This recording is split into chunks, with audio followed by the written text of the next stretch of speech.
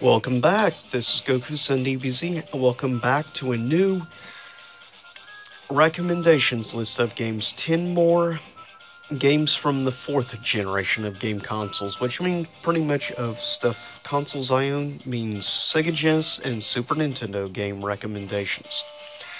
The next time I do this, it's going to be 50%. I'm going to be mixing in some 3rd generation games in with 4th generation the next time I do one of these. So heads up. So you may see some Sega Master System games next time of recommendations. But coming in number 10 of these recommendations is Fatal Fury for the Sega Genesis. Really good game. This is the game that actually got me into enjoying some of the SNK fighting games. Was the original. Yeah, there's a lot of issues with this game because Sega Genesis version is far inferior to the version, of course, on Neo Geo, but I still take the good with the bad. I still really like this game, even if it does have a lot of issues. This game holds a special place for me. And I love there in the back, Geese. Just a really awesome, really great game. If you ever get a chance to play the original Fatal Fury, I highly recommend playing the game. Just a lot of fun.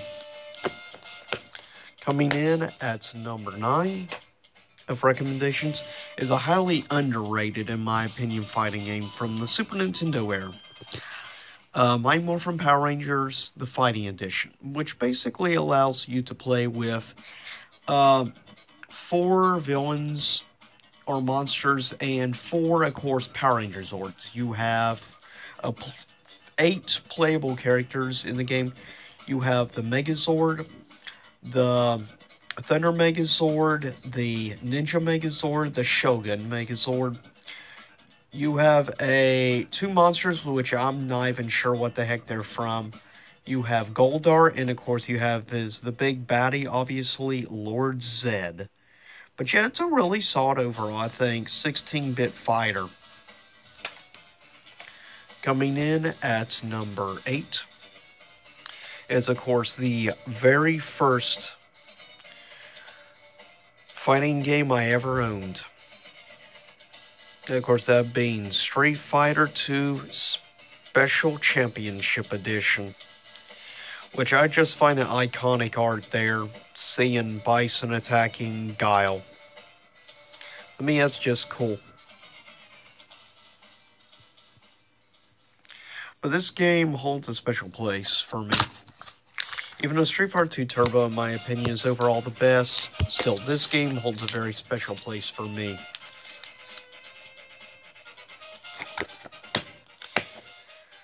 Next coming in at 7. You actually hear the music in the background from this game. Super Punch-Out! It's unfortunately a very overlooked game by many people, and it's unfortunate. I am happy at least this game was put on to the SNES Classic, because it definitely deserves it as a really great, fun game. Super Punch-Out isn't like any other boxing game I know of. It just has a lot of cool over-the-top stuff to it. It got overshadowed, unfortunately, when it was originally released on the Super Nintendo, because it came out the same time, the same exact week as Donkey Kong Country. Yeah, so needless to say, that's why it got overshadowed by Donkey Kong Country. The price-wise, by the way, of all these games, you can get them for reasonable. I'd say Super Punch-Out! You can probably find this for, like, say, $15-$20 range. It's reasonable. Street Fighter II Championship, in box and everything, on average, you can find for $12 to $15, good deal. Fatal Fury runs around the same, and the same for the Power Rangers. All of them, on average, run like under $20. So they're all very reasonable price.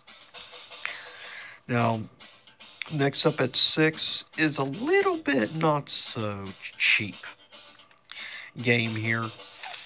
And that is, of course, the arcade classic beat 'em up. In my opinion, maybe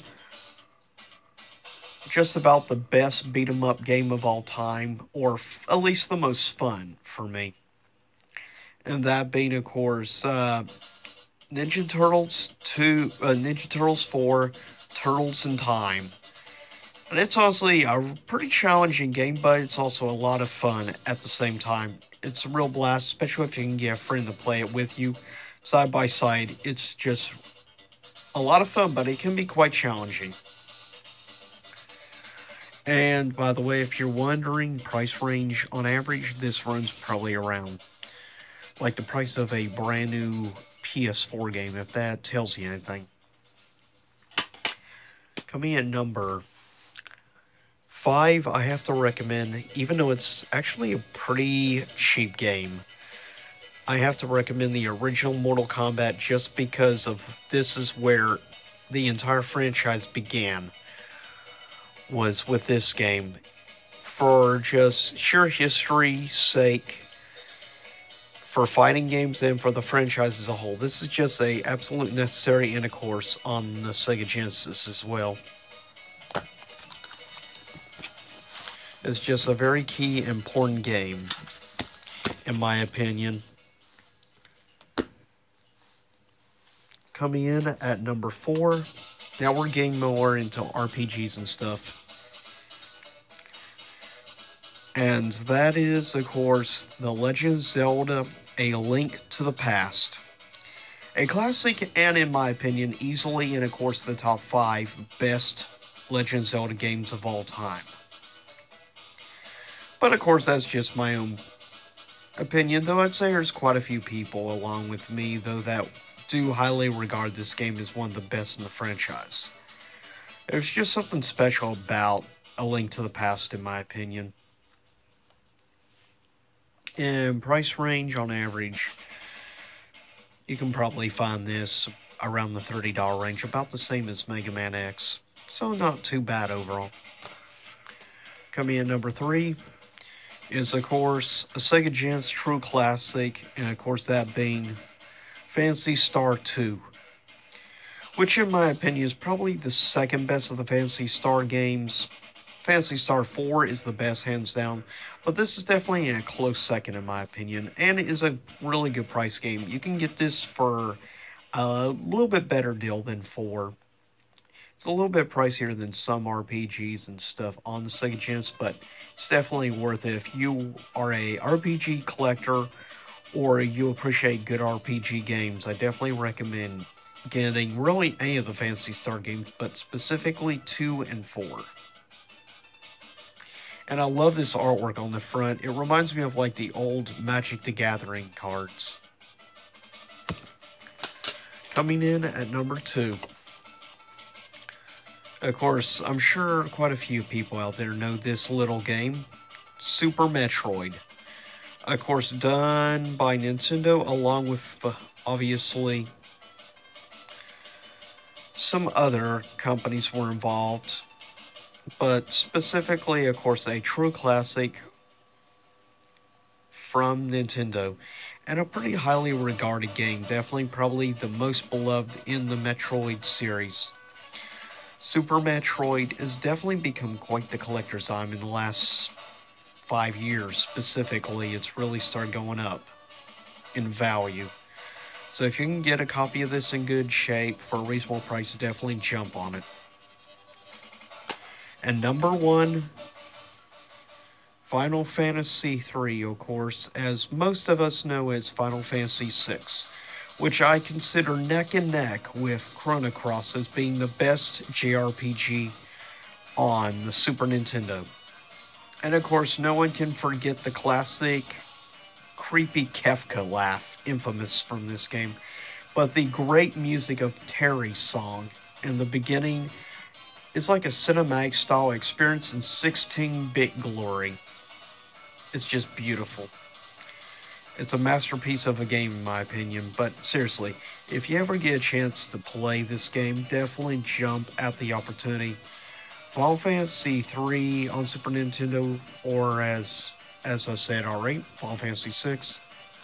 It's a great game to play, and it's a lot of fun playing it actually on the Super Nintendo. But if you have of course, SNES Classic, then you're going to be able to experience this great game But I'll get ready to cut it up, and I'll see you all next time. Same YouTube time, same YouTube channel.